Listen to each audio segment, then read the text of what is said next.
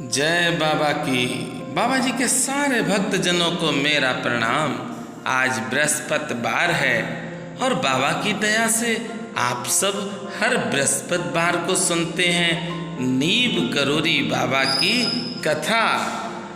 हम नीव करोरी महाराज की कथा सुनाते हैं, पावन कथा सुनाते हैं। कैसे हरते हैं संकट को हम आज बताते हैं, ये बात बताते हैं। ऐसे करुणा के सागर को हम शीस झुकाते हैं, हम शीस झुकाते हैं। सिर नीव करोरी महाराज की कथा सुनाते हैं, पावन कथा सुनाते हैं। भक्तजनों, ये कथा है श्री भानु प्रताप सिंह जी की, जिनका लखीमपुर खीरी में फार्म है। एक बार अपने मामा श्री लखपत सिंह रघुवंशी कमिश्नर के घर बरेली आए हुए थे।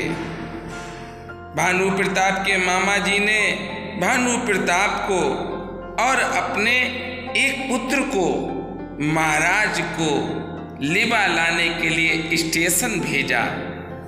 गाड़ी निश्चित समय से आई और उन लोगों ने सारी गाड़ी और स्टेशन छान मारा। बाबा नहीं दिखाई दिए। जब ये लोग लौटकर घर आए तो इन्होंने बाबा को कमिश्नर साहब से बातें करते देखा। आप कहते हैं कि वह मुझे बाबा के पहली बार मुझे दर्शन हुए थे। मैं उनकी लीलाओं को और विलक्षणताओं से परिचित ना था। मैंने यही समझा कि भूल हमारी है, हम बाबा को देख नहीं पाए। दूसरे ही दिन नीव करोरी बाबा ने कहा, मैं जा रहा हूँ। समय पर गाड़ी के टिकट भी मंगवा लिए थे। उन्हें 1 बजे दिन में गाड़ी में सवार होना था। भक्तजनों, मैं आपको बताना चाहता हूँ कि नीव करोरी धाम में इस वर्ष नवदुर्गों पर श्री त्यागी जी महाराज की कृपा से और श्री नीव करोरी बाबा की अपार कृपा से मुझे नीव करोरी धाम में 9 दिन रहने का सौभाग्य प्राप्त हुआ। इस 9 दिन में बाबा की दया से माँ के पाठ हुए, दुर्गा सरस्वती के, और उसके बाद प्रतिदिन हवन चला है। बहुत से भक्त जो बाबा से जुड़े हैं और परेशानियां हैं उनके ऊपर, इस हवन में बैठकर हम सबने उनके लिए माँ भगवती जगत जननी से प्रार्थना की और अपने बाबा श्री नीव करोरी महाराज से भी प्रार्थना की कि उन भक्तों के संकट सब हट जाएं। आप सब वह वीडियो मेरे दूसरे चैनल पर भी देखते रहें और इस चैनल पर भी मैंने हवन की वीडियो डाली है, जिसमें हवन है, आरती है। ये सब नीव करोरी धाम के अंदर हो रहा है, क्योंकि बाबा महाराज की इच्छा से ही ये हवन बहुत ही प्रसन्नता के साथ सारे पुजारी लोग शामिल हुए और सभी का आशीर्वाद मुझे मिला। आप सब हमेशा स्वस्थ रहें, किसी तरह से गुरुदेव भगवान आपके जीवन में कोई भी परेशानी ना लाए। चलिए कथा में चलते हैं। नीव करोरी बाबा को गाड़ी में बैठालने का काम मामा जी ने मुझ पर छोड़ गए, पर महाराज यूं ही विलंब किए जा रहे थे। क्यों विलंब कर रहे थे ये नहीं मालूम था भक्त को, पर नीव करोरी बाबा विलंब कर रहे थे। गाड़ी आने में केवल 5 मिनट रह गए थे। बाबा मुझसे बोले, हम पड़ोस में डॉक्टर भंडारी के घर हो आते हैं। भक्त कहता है, मैं घबराया हुआ तो था ही। मैंने कहा नीम करोरी बाबा से, फिर आप गाड़ी नहीं पकड़ सकते हैं, बस यही संशय नहीं होगा अगर आपके अंदर। तो सत्य कहता हूं कि जीवन की नैया आपकी पार हो जाएगी। बाबा तो सब कुछ जानने वाले हैं। नीम करोरी बाबा को सब कुछ मालूम है। आप बाबा से प्रार्थना करें, बाबा तेरे चरणों की, बाबा तेरे चरणों की, गर धूल जो मिल जाए, सच कहता हूँ बाबा। आप सब भी मेरे साथ गाएं, सच कहता हूँ बाबा, तकदीर संभर जाए, बाबा तेरे चरणों की, गर धूल जो मिल जाए, सच कहता हूँ बाबा, तकदीर संभर जाए, बाबा इन चरणों की,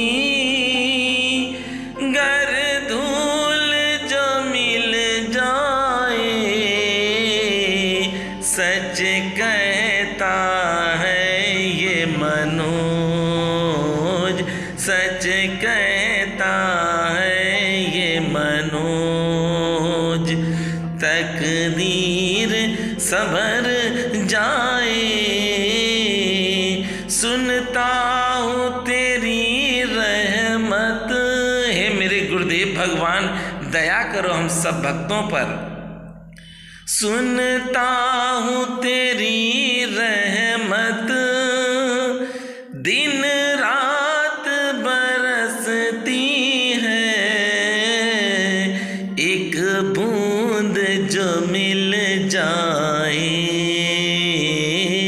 एक बूंद जो मिल जाए, मन की कली खिल जाए, बाबा तेरे चरणों की, बाबा तेरे चरणों की। भक्त घबराया है, इसीलिए बाबा से कह रहा है, बाबा गाड़ी नहीं मिलेगी, समय तो हो चुका है। बाबा ये कहकर कि गाड़ी आधा घंटा लेट है, यही मैं आपसे कह रहा हूँ कि बाबा को सब कुछ मालूम है। भंडारी जी के घर को नीम करोरी बाबा चले गए।